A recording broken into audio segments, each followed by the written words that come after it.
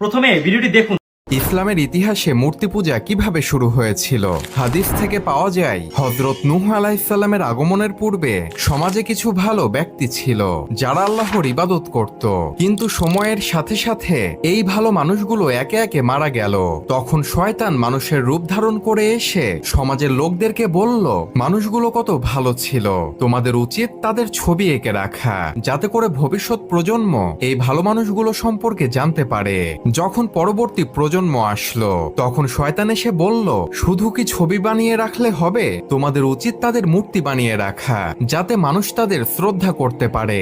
এরপর দীর্ঘ সময় পার হবার পর নতুন প্রজন্ম আসলো। তখন শয়তান এসে বলল, তোমাদের পূর্বপুরুষেরা এই মূর্তিগুলোর ইবাদত করত, তোমরাও এই মূর্তিগুলোর ইবাদত করো। যদি তোমরা না করো তাহলে আল্লাহর গজব নেমে আসবে। আর এইভাবেই দীর্ঘ পরিকল্পনা নিয়ে শয়তান মানুষদেরকে ধোঁকা